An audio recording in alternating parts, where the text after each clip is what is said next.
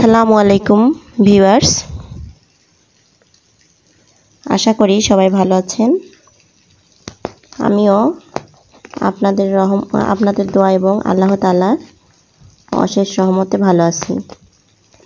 আমাকে যে ফুলটা ডিজাইন করতে দেখছেন আপনারা, মানে এই ফুলটা আমি তৈরি করছি, এঁকে নিয়েছি। এখন এই ফুলটা আমি একটা শালে ডিজাইন করার জন্য তৈরি করে নিচ্ছি।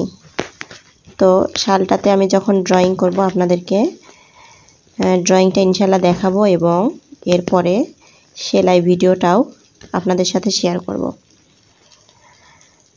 আশা করি আপনারা এই ভিডিওটিও দেখবেন এবং লাইক, কমেন্ট ও শেয়ার করে আমাকে জানাবেন যে ডিজাইনটা কেমন হলো। আমি চাদরটা একটা এক্সক্লুসিভ চাদরের মতো করে ডিজাইন করতে চাচ্ছি।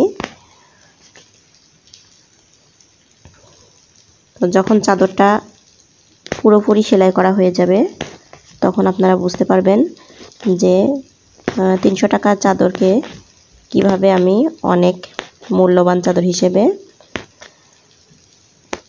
ব্যবহার করি এবং সেলাই করার পরে কতটা সুন্দর লাগে। সেই পর্যন্ত সবাই ভালো থাকবেন। সবাইকে অসংখ্য ধন্যবাদ। আসসালামু আলাইকুম।